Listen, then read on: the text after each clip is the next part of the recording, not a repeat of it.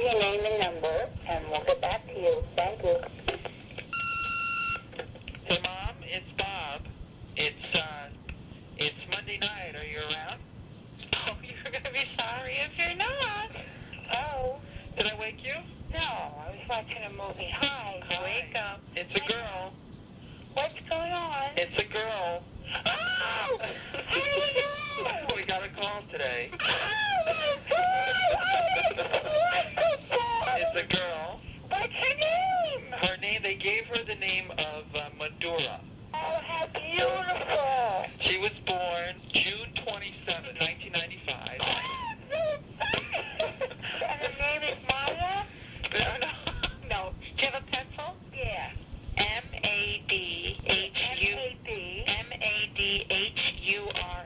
D is in David.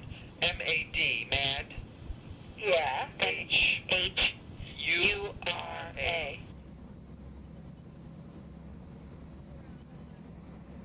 So it was about a year and a half when we found out who we were getting, and then there was another few months of other paperwork and things we had to do before we could plan the trip over.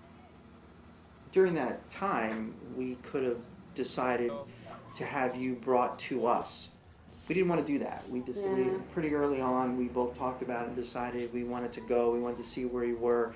We wanted to video, and have a story to tell you when you were older. This is where you came from. This is where you lived the first year of your life. So it was a 18-hour flight, right? 18 hours in the second leg, right? It's like a 21-hour flight. Yeah, it's like a 21 hours total. The next morning, after we got to Pune, we were going to go to BSSK, the orphanage, and then the idea was that we were going to see you for the first time. We had only had a couple of pictures of you, so that first day was really, I'll never forget it. We walked into the orphanage, and then there was it felt like a sea of children, and we noticed you right away.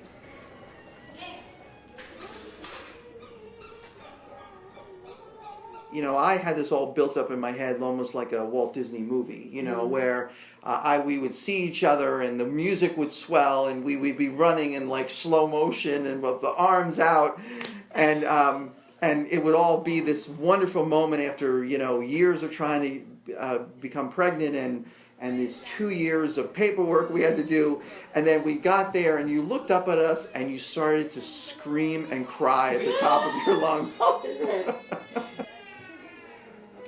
And then we went back the next day, and so the next day was when we took you. And I remember, and I don't know why I remember this so well or why it makes me emotional. The caregiver, Viagente, and I went into the little changing area with you, and they took everything off you, like your little shirt, little pants, because they needed the clothes, and so we brought clothes for you. And I just remember that whole last changing process.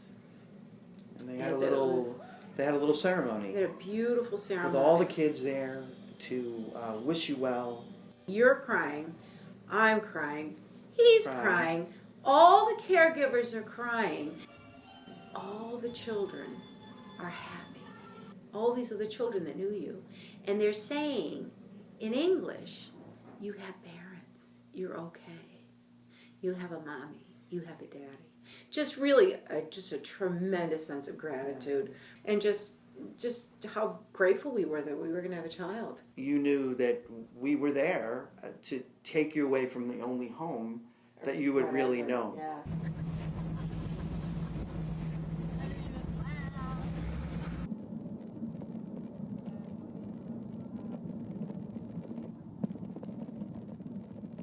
I really just don't like talking about my adoption at all. I don't have any memory of India and don't feel connected to it. 1 minute. I grew up in the United States, so that's really the only culture I know. So that's the one I feel most connected to. And I didn't want to categorize myself as the adopted girl or like having these two separate lives.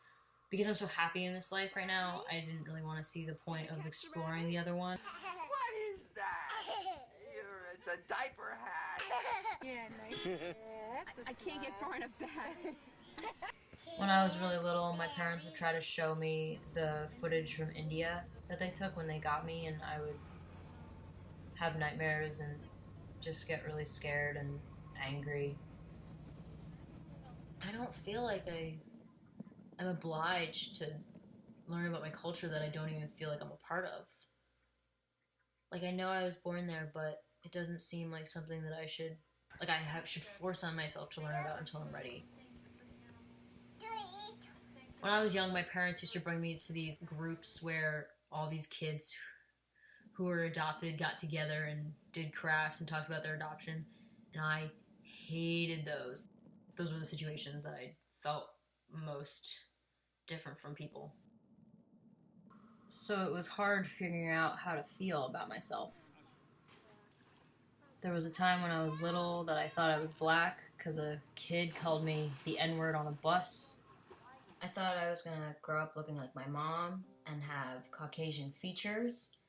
So even though I wasn't born in the United States, I still don't feel connected to Indian culture. I mean, come on, I grew up in an Irish Jewish Catholic household being an Indian who had no sense of Indian culture.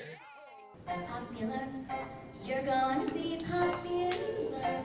I'll teach you the proper poise and your top boys little ways to In school, I was around all white people. I went to a private prep grade school. I was like them. It wasn't like I was different. I felt like being different would have people make fun of me or something, or I wouldn't be able to make friends. take one. So I definitely wanted to fit into the crowd and not show my difference. The majority of my friends in high school were mainly white, and that's just who I related to and who I grew up with. It's weird because I've never felt like a minority before. It's weird when I have people come up to me and ask me about my Indian culture and where I come from, because it's so foreign to me. I don't feel a connection or anything to that, so I answer based off of just knowledge, not emotion. Mm-hmm. Just being reminded that I'm very different look-wise is kind of a weird situation. I mean, it's not like I forget I'm Indian or anything, but I don't really see myself as a person of color because I never really felt that way. One guy, I remember, he came up to me in a parking garage, just old guy. He was like, "Oh, you're Indian. My daughter's friend is Indian. She does Indian dance," and he started to dance. It was honestly the weirdest thing ever. Every time I walk up to a cashier or something, they always ask me if I'm Caribbean. I'm like, no. I get asked so many questions, it's ridiculous. That's where we were. Look at this picture, right? That's where she was. That Corrigan Road place. Mm-hmm. That's where you were. My birth mother was 19, and she lived with her mother and brother. And right from birth, she gave me up. After being separated from her after 9 months, I went to an orphanage for 6 months, and I wasn't comfortable there. And then after I did get comfortable, I moved to another one. And then once I got comfortable there, I got moved to another one. So I feel like separation, I obviously don't remember any of that stuff, but I feel like I definitely have problems separating from people. It's scary to realize the causes of the way you are. It's scary to really see the way you are because of a certain event. And I'm just very scared of what people think of me.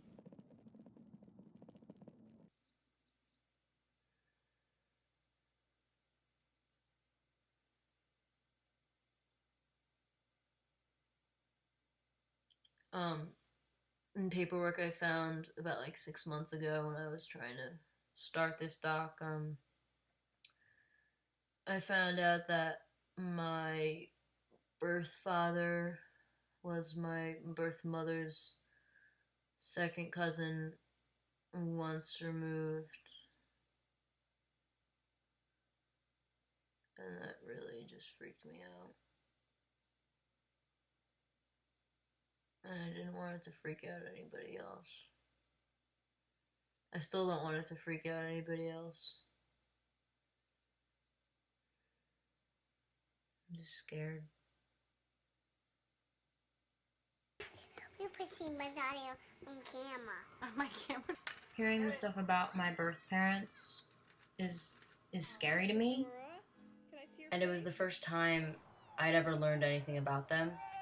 But I've really come to realize that it doesn't change who I am. I'm still the exact same person. It's scary and it's weird, and it doesn't affect anything that's going on right now. My life would be so different if it weren't for these events that have happened and with my adoption and everything. So I've really come to see all the great positives that have come out of this event. There would be a phrase she would say, or you would say, or a look you would give, and I go, "That's Carol," or "That's me." Yeah. It was pretty amazing. It happened really fast. It did. Too. It did. And the phrasing and the way you would talk, and you talked a lot. It became very clear that you were our kid. My adoption is something that I cope with every day and is still hard to talk about. But I've met so many great people along the way that have helped me through this journey and made me who I am. My birth parents have nothing to do with who I am. It's the friends and family that I have who have shaped me. And I'm really grateful for them. At this point, I'm just so proud to be different. Hey, say hi. Being able to finally just really be able to say how I feel, it feels really good.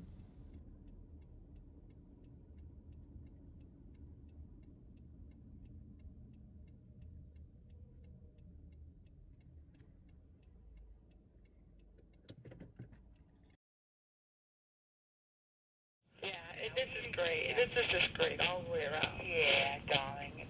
Lots of love. You're going to be such a good mommy. Oh, dear. Such a darling mommy. She's going to have so much talent around her. Oh, my God. I'm so excited.